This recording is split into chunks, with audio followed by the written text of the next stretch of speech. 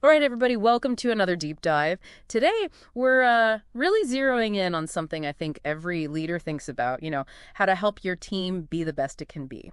I actually got my hands on this internal document, and let me tell you, it's packed with useful stuff, like no nonsense, practical advice. Yeah, what struck me is how, I don't know, how it avoids those kind of generic tips you hear all the time. It really gets into the nitty-gritty of building a team where everyone feels supported. You know what I mean? Totally, totally. So, should we just jump right in?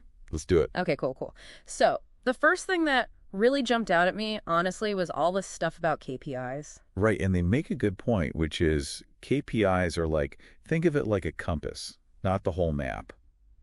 Okay, I like that. You need them to stay on course, but they don't tell you everything about a person's worth or what they could achieve.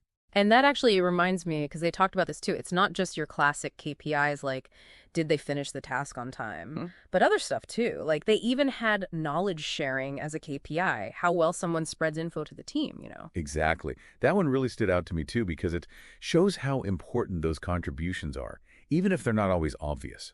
It's not always about who's hitting deadlines. It's about who's helping everyone else along the way. And when you build those kinds of KPIs into how you regularly evaluate people, you get a way more complete picture of what they're doing. And that's a perfect bridge to the next part, which is all about helping your team grow. And this is where it got really interesting for me, because it's not just on the employee, it's on the leader to actively support that. Oh, 100%. And again, they don't just say encourage growth. They give you concrete examples, like give someone who's got potential a chance to lead a smaller project.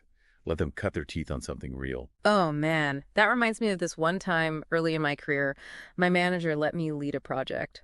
Looking back, it was kind of risky of them, but the stuff I learned, the confidence I got, it was huge for me. See, and that's what it's all about. Sometimes you got to take a chance, a calculated risk, and give people that opportunity to get outside their comfort zone. And of course, recognizing their work. Not just with a promotion, but just a genuine good job. Totally, totally. So we've got clear expectations, we're supporting growth. Next up, got to be feedback, right? Yep, and this is where it gets even more interesting, because they break it down into different types. Direct feedback for when something's urgent, regular one-on-ones for more of a coaching vibe, and then 360 feedback for the full picture. So it's not just giving feedback, it's about knowing how to give it, depending on what's going on. Exactly. For example, they go into detail on how to give tough feedback during one-on-ones, like how to create a space where people feel safe talking openly, how to frame the feedback positively, and how to focus on finding solutions, not placing blame. Plus, they also get into the whole thing about 360 feedback and how to handle it when you get conflicting opinions. Which, let's be real, dealing with all that can sometimes feel like you're walking a tightrope. No kidding. It takes time to get good at it, that's for sure. For sure. Okay, so we've hit on setting clear goals, encouraging growth, and giving feedback the right way. Last but not least, how do we make sure all of this actually leads to real improvement? This last section is key. They really drive home the point that you can't just give feedback and then forget about it. You got to follow up. Are you tracking those KPIs to see if things are going in the right direction? Is what you're doing actually working? Or do you need to change something up? It's about making feedback and improvement a constant thing. It's about actually caring about your team getting better, not just checking a box on your to-do list. Exactly. And it goes back to that idea we talked about before, creating a culture where feedback and growth are just part of how the team works every single day.